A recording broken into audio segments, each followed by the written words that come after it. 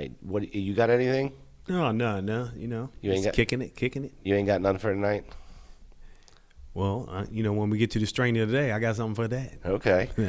All right. So before we get started, guys, there was some news that came in about the U.S. Army, and the U.S. Army made some significant changes to their recruiting practices. I should say. I guess it's. Do you know anything about this?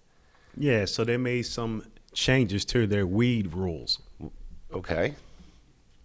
Okay. So basically, if you had just You can pull Bill down. if you only had a single offense, you're still eligible to be enrolled into the Army.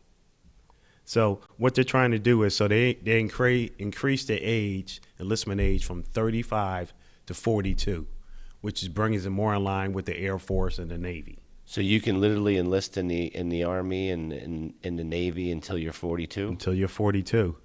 So that keeps it in line because currently the Air Force and Space Force is age 42, and the Navy and Coast Guard is age 41. And what was it? The Marine Corps remains the outlier with a maximum age of 28. So they're just, I guess they want the young, strong ones for the Marines. Right on. Now, the funny thing about this is the effective date that this new regulation comes to effect Yeah.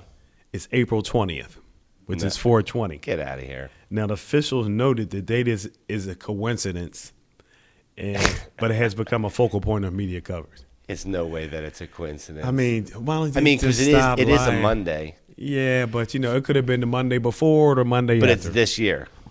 Yes, this year. And so, what was the old age for enlisting before they changed it? Well, you couldn't be over 35, but now you could be up to 42. Yeah. All right, so they need more people. Yeah, the numbers are down yearly. So Yep. yeah, they're trying to. and what increase about that. weed? And what about the weed part of this? Okay, so again, if you only had one offense or less, you could still be eligible. What do you mean? But one weed offense. Okay. All right. However, they still maintain in their standards where they have zero tolerance for drug use while you're enlisted. Okay, I think we have Jeff. You have the thumbnail for this to put up. You can probably put that up. I think it's cool. They're getting modern, getting up to date on these roles, and if you need people to enlist, this is the way to open the pool. But all the stories I've been reading is that there's backlogs and people are lined up to enlist and watch. Where you been reading that at? That's not the case. That's never been the case. Every year has been, they're struggling to get people in the service. People doing other things. So I wonder how often this eligibility kicks in. Like, how often do they have to pass on people because they had some basic weed offense? Oh yeah, you have to pass if you Now they don't have to. Yeah, if you got one of recruits with a single conviction for possession of marijuana or drug paraphernalia no longer require special waiver to enlist.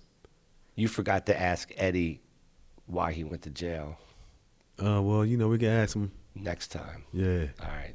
Because I'm just thinking about why do you go to jail again? Yeah, and okay. I think we didn't ask. Yeah, I guess we didn't delve that deep into that. Yeah, I did hear him mention that. Are you on talkback or regular? Yeah, come on regular to talk to us so everybody can hear you. But Okay. yeah, So that's a positive thing. that's a positive thing there. They're not being so tight on their rules. Army drops weed ban. So that's the new thing that's happening, man. They want the weed smokers Cool. down. Cool. So